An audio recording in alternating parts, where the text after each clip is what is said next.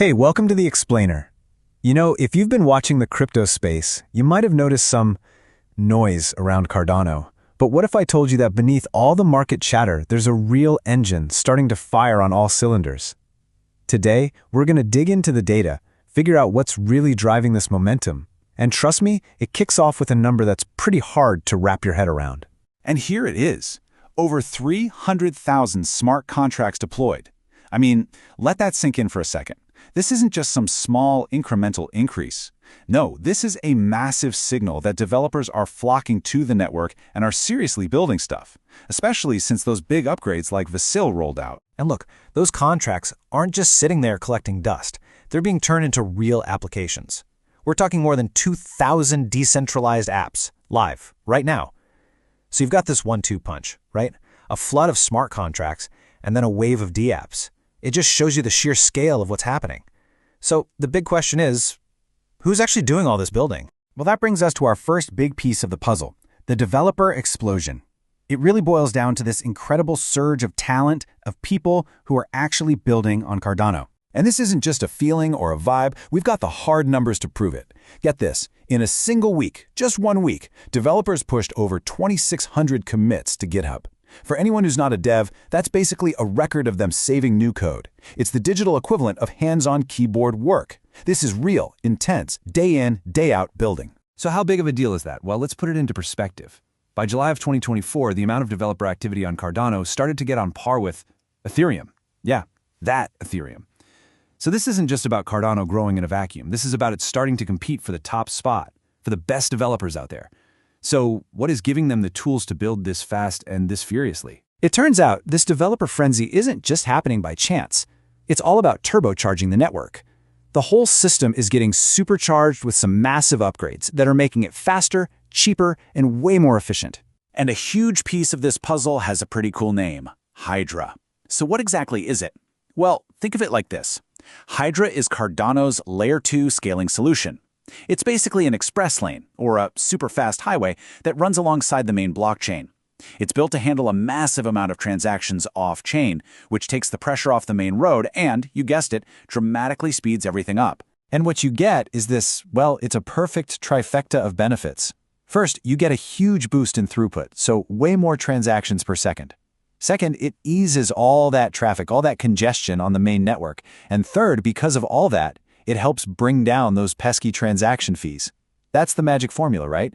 That's what makes a network a place where people actually want to build and use things. And this isn't just talk from the top down. The community itself is putting its money where its mouth is. I'm talking about a $70 million grant. $70 million. All approved by the community to pour fuel on the fire of these core upgrades. It's a massive vote of confidence, and it shows the ecosystem really believes in this direction. And listen, this isn't just a blank check. Every dollar has a purpose. This is a super strategic investment. That money is being pointed directly at key projects, pushing Hydra even further, developing another upgrade called Laos, advancing Mithril, all these critical pieces that make up the core engine of Cardano. Okay, so having amazing tech is great, but, that's only half the battle. The real test is taking all that fancy code and making it matter in the real world. So that's what we're looking at next, governance and real-world adoption. How do you take this tech from the computer screen to the community? Well, they're not just hoping for the best. There's a formal global strategy in place with some pretty ambitious goals.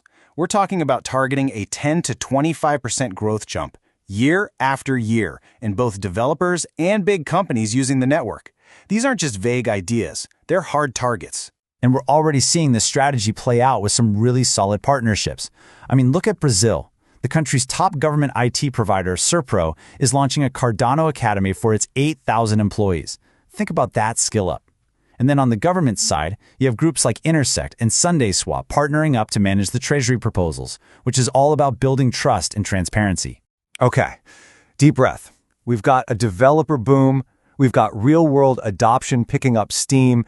So what does it all mean? What's the so what? How is the market reacting to all this fundamental strength? Well, the reaction has been pretty clear and pretty positive.